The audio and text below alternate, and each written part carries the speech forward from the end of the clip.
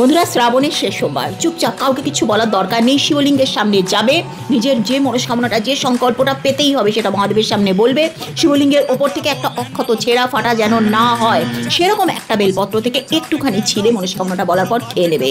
করে দেখো, 100% বলছি, যে সংকল্প নিয়ে যাবে সে সংকল্প আগামী বছর ঘোরার আগে তোমার পূর্ণ হবেই।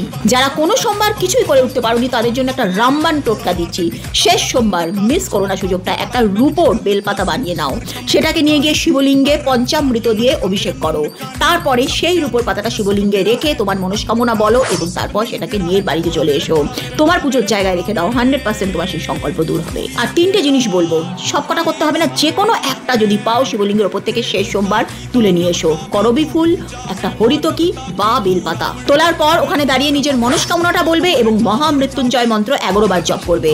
আসছে শ্রাবণ আসার আগে তোমাদের মনস্কামনা যদি পূর্ণ না হয় আমাকে কমেন্টে করে জানিও। সবাই তো নিয়মগুলো জানে না, তুমি জানতে পেরে তুমি যদি ভিডিওটা লাইক শেয়ার করে সমস্ত মানুষের মধ্যে শেয়ার করে দাও, তাহলে মহাদেবের আশীর্বাদ নিশ্চয়ই তোমার উপরে পড়বে। হর হর মহাদেব অবশ্যই লিখো।